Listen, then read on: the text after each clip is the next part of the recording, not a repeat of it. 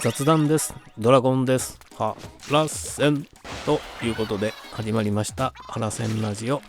陣内智則の面白い方、原田専門家でございます。この番組は日々私が見ちゃったもの、聞いちゃったもの、食べちゃったもの、飲んじゃったもの、言っちゃいけないことなんかを話しております。ぜひ、チャンネル登録と高評価よろしくお願いしますと言いつつも、毎度テレビの話をしておりますが、テレビの話というかね、ずいぶん前にもう半年、1年以上か前かな、まではテレビブロスってね、雑誌でテレビのコラムを書いていたぐらい、本当にテレビが好きで、テレビをつけていない時がないぐらい、家にいてね、寝てる時もついてますね。だからテレビを切っている時間の方が短いですよね。っていうぐらいどっぷりテレビに使っておりますが、昨日は何をしてたかと言いますと、陣内くんの桃鉄のねネタをまた新たに作るって言ってて、いよいよ内容が決まりまして、今作っておるところなんですが、それがもう毎回大変なんですよこれもう桃鉄やるのが嫌になっちゃうぐらいずっと桃鉄ばっかりやってます。やってるってね、開発機材をここだけの話ね、お借りして、チートしながらね、やってるデバッグ作業のデバッグモードを使って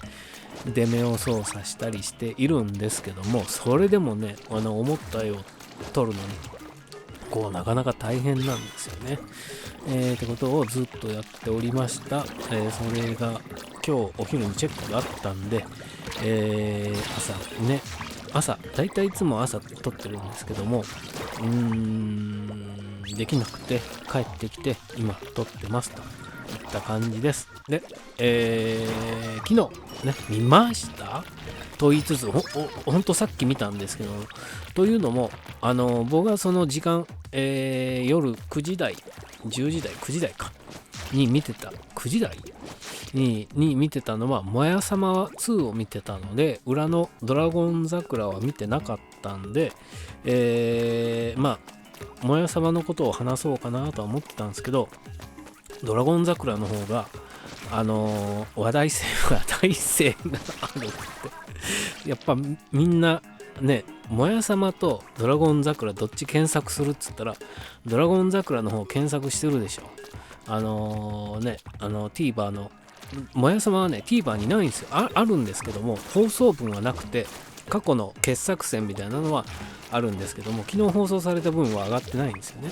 で、ドラゴン桜は昨日放送終了直後にもうすぐ上がるじゃないですか。で、先ほど見まして、あれですね、2話目でぐっと舵を切ってきましたね。いよいよこの本質というか、なんで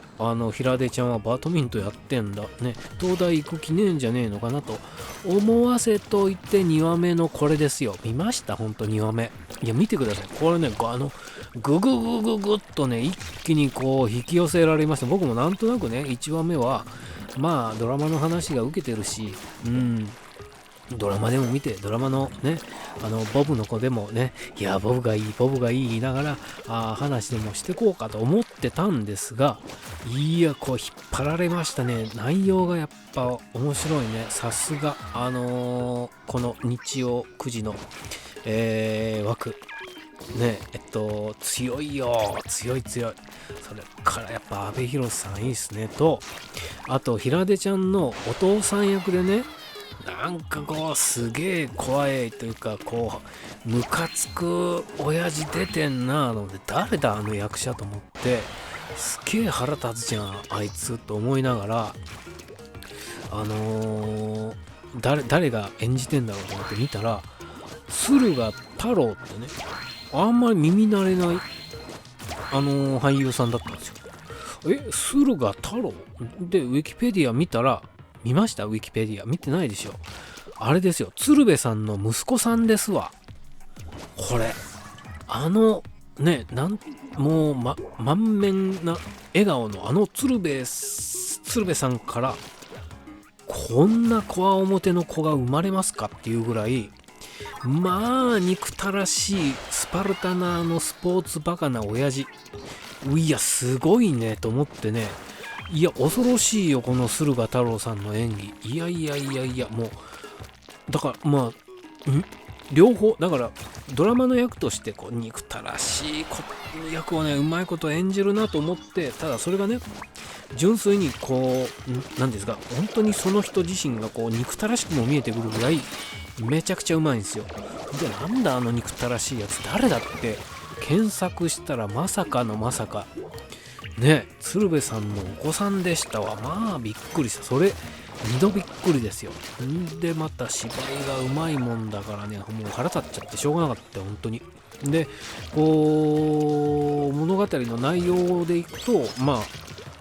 ポーツ推薦、バドミントンの推薦でこう進学しようとしてたんですが、怪我で、推薦されない、危うい、この試合を勝てば推薦されるかもしれないっていうところでこう怪我で辞退してしまうとね。それが実は裏でペアを組んでたね人とコーチと、タッグを組んでというか、こう裏でつながってて、それでこう足怪我してるのを薄々分かってたんで、悪化させるような無理なトレーニングをさして体を壊して、足を壊してね、スポーツ推薦はそっちのもう一人の方で行くという裏があって、で親父にめっちゃ怒られるんですよ。で阿部寛がね、いやもうこれでオ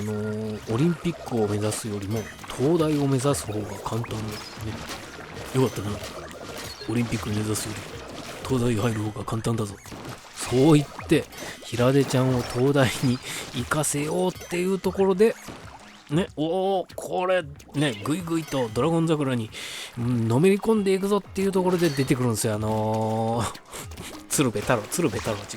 駿河太郎がまた憎たらしい感じで出てくるんですよ。これもう多分ね、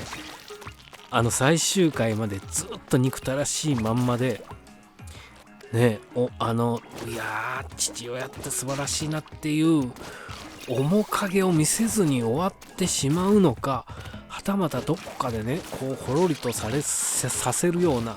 いい親父にこうね転機が来るのかっていうところも、もう僕はそこが一番見どころだな本当に。駿河太郎さんがね、いや恐ろしい俳優ですよ本当に。いや見てください。そう言われなくて知らずに見てて、なんだこのやたら憎たらしいね演技のうまいこいつは誰だと本当にね思って、全く知らなくて見たら、そうだったのかって驚いちゃったな。いや本当驚いた。コーチ役の人もね、なかなかこう憎たらしい感じでいいんですけど、いや一番はね鶴瓶太郎だよ。鶴瓶太郎いや参っちゃったな。あと平出ちゃんの髪型はね、僕はあれじゃない方がいいなとか思いながら見てるんですが、スポーツやってるからデコ出しなのかなとか思いながらね見ておりました。でまたバイクのシーンがありましたね。これはもう毎回バイク出てくるんじゃないですか。なとこですかね。がドラゴン桜を驚いちゃった。あとね、あれだ、ちょうどそのもやさまの最後の方にバーの店員さんが出てきて、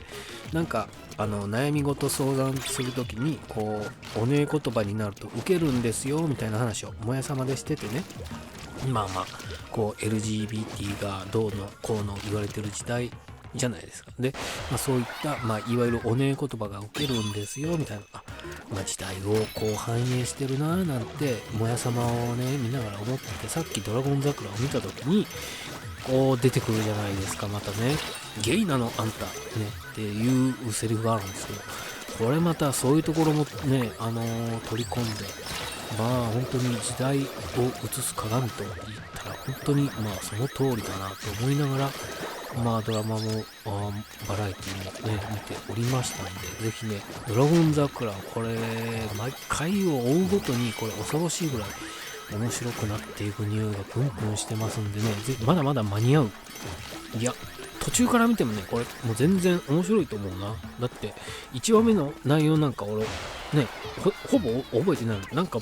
バイク変な音してたなとかさ、それぐらいしか覚えてなかったの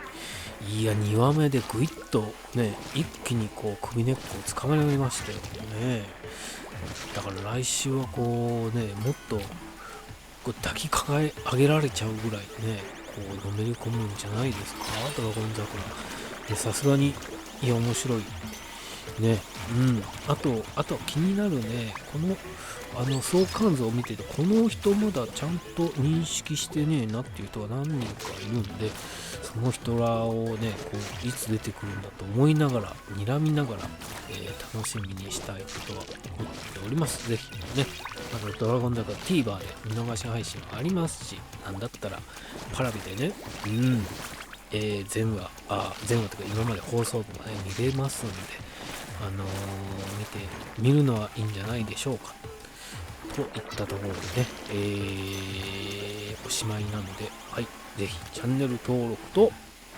高評価よろしくお願いします。